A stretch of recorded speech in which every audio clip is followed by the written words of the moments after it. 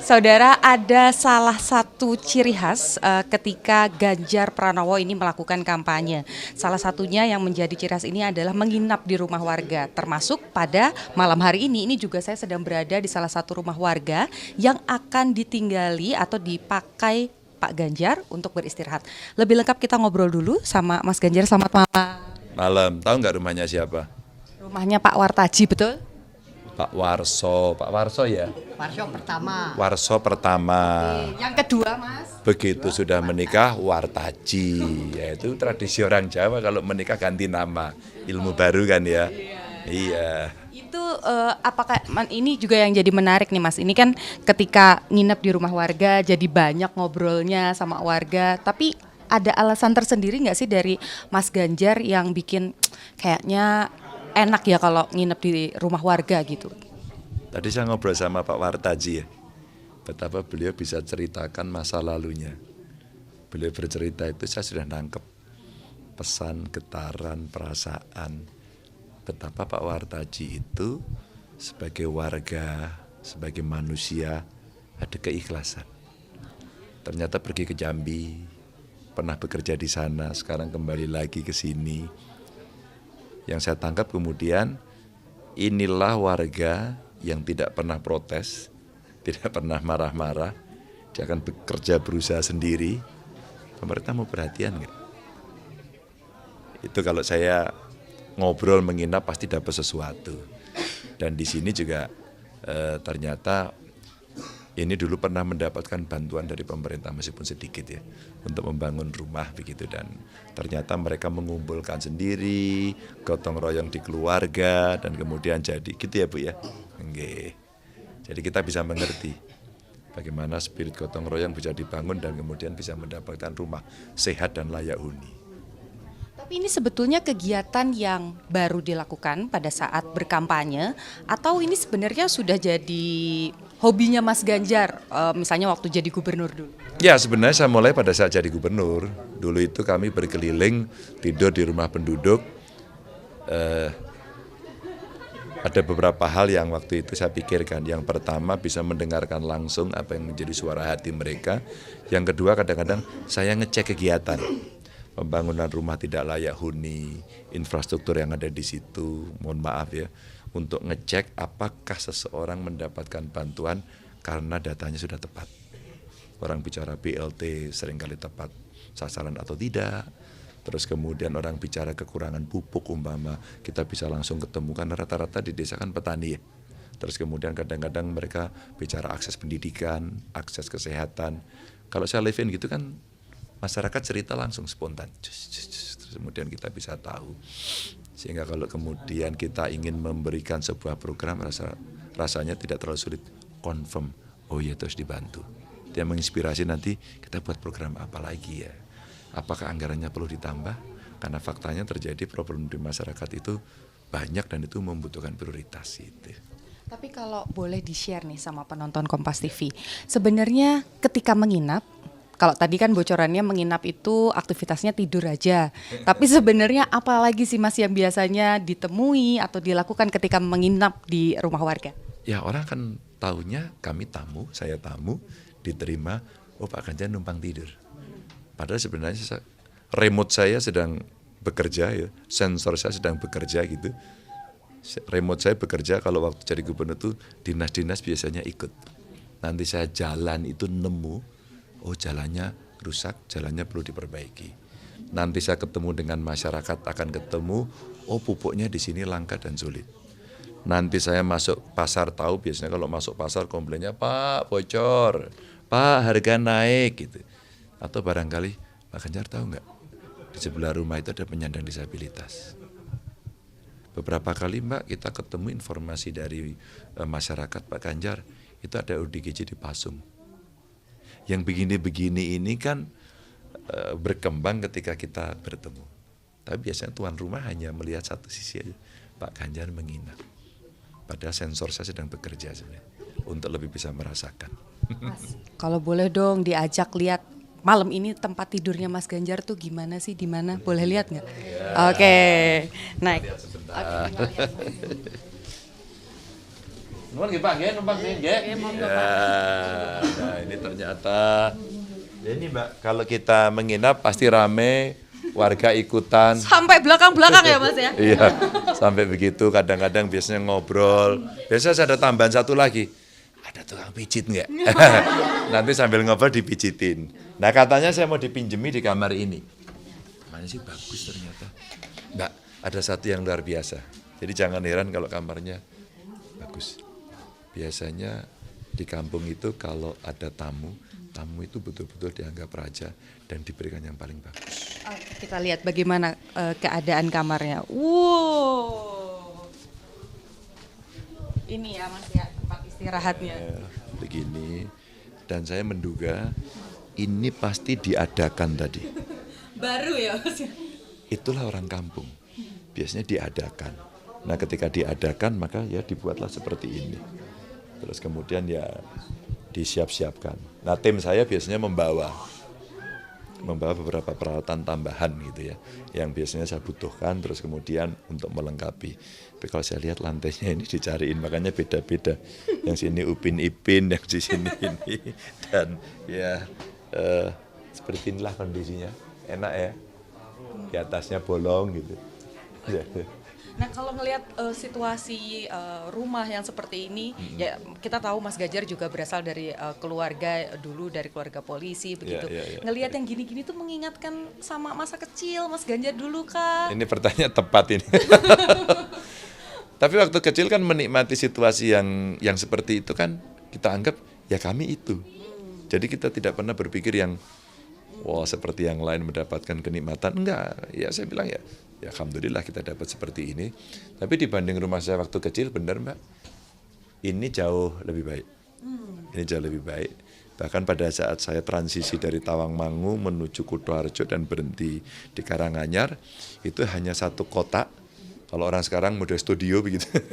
Terus kemudian ditutup, penutupnya itu pakai, bukan, bambu.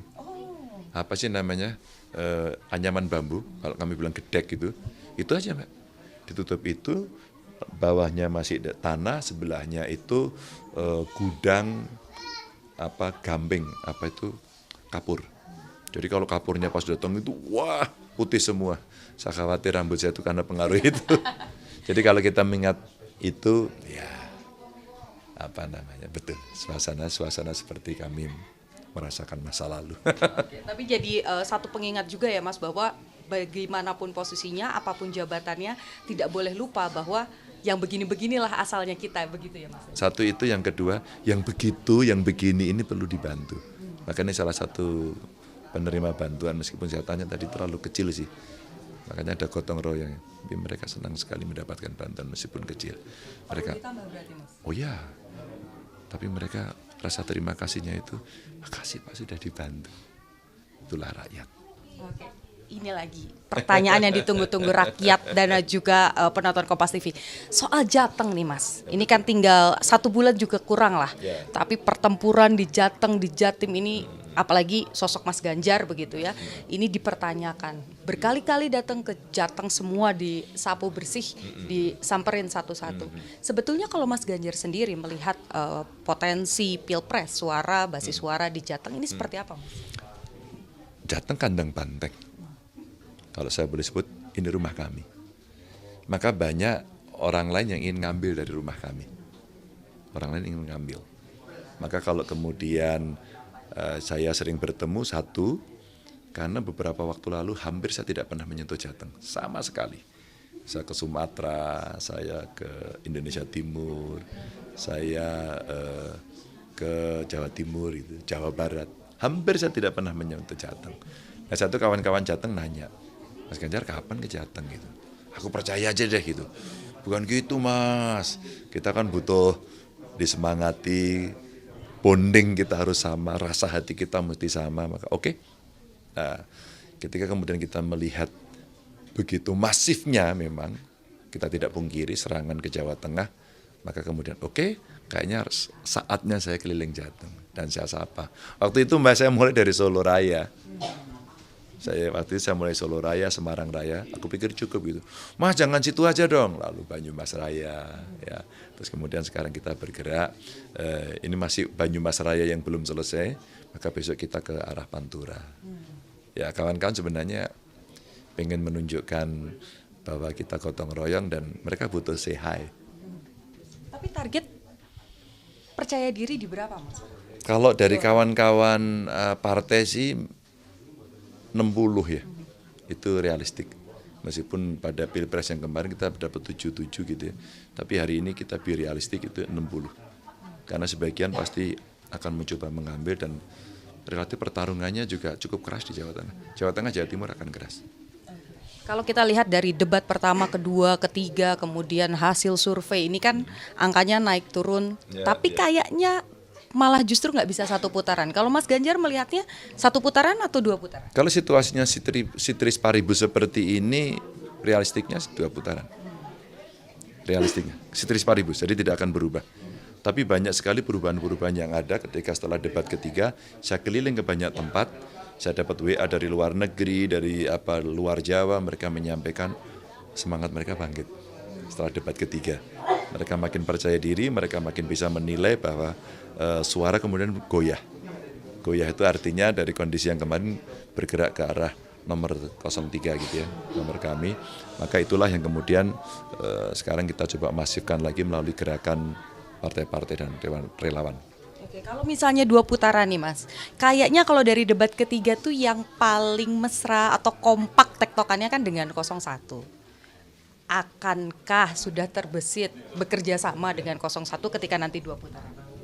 Belum sih, tapi kalau komunikasi kita lakukan, ya sekedar komunikasi aja, bagaimana kita berbincang. Kebetulan kan 01 sama 03 ini kami kenal sudah lama sekali ya, bahkan di luar Pak Mahfud, karena Pak Mahfud paling senior, di antara kami bertiga, saya, Mas Anies, Cak Imin itu sempat pada era yang sama waktu kuliah.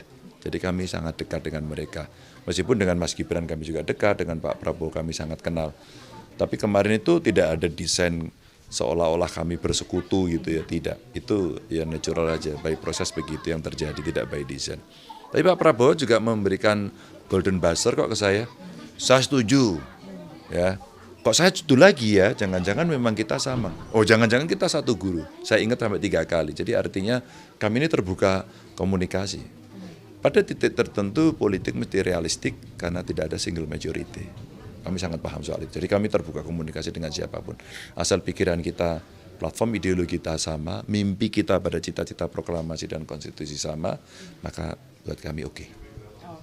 Terakhir nih Mas, kemarin Mbak Puan bilang jelang kampanye Akbar, Ibu Mega akan turun gunung. Boleh dong Mas bocoran kira-kira kampanye Akbar akan di mana dan yang ada Bu Meganya di mana? Udah disiapkan ya beberapa titik, tapi belum ditentukan titiknya siapa akan dan di mana. Bu Mega luar biasa, semangatnya dahsyat. Bahkan beliau sampaikan, kayaknya udah bocor deh ya kemana-mana. Kamu harus jalan ke sana, kamu ke sini. Bahkan PDI Perjuangan menyampaikan bahwa Pilpres penting untuk kita semuanya, untuk bangsa ini. Maka caleg-caleg yang suaranya melebihi capres tidak dilantik. Maka maksimum harus sama. Artinya apa? Tidak boleh mengutamakan diri sendiri. Itu Mbak, secara moral saya juga harus ikut bertanggung jawab bersama caleg kita turun.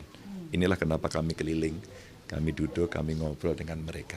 Agar kita sama-sama, ini bukan tentang Ganjar Mahfud yang harus menang, tapi juga Ganjar Mahfud menang, terus kita menang hat-trick, dan kita mesti kolaborasi dari sekarang. Itu. Berarti 1 putaran gas, 2 putaran gaspol gitu ya? Pasti. Oke Mas, karena katanya mau nonton bola, iya, jadi saya udah teriak-teriak. Nah makanya kita langsung gabung sama teman-teman yang di luar. Ya. Saya tidak mau mengganggu waktunya Mas Ganjar lagi. Terima kasih sudah diperbolehkan melihat tempat istirahatnya malam ini. Dan saudara, tadi kita sudah berbincang banyak sekali, bukan hanya sedikit begitu, dari mulai kebiasaan Mas Ganjar ketika berkampanye, yakni tidur di rumah warga, sampai dengan bocoran ataupun strategi pemenangan di Jawa Tengah yang merupakan basis dari PDI Perjuangan. Niputu Trisnanda, Subandi, Kompas TV, Jawa Tengah.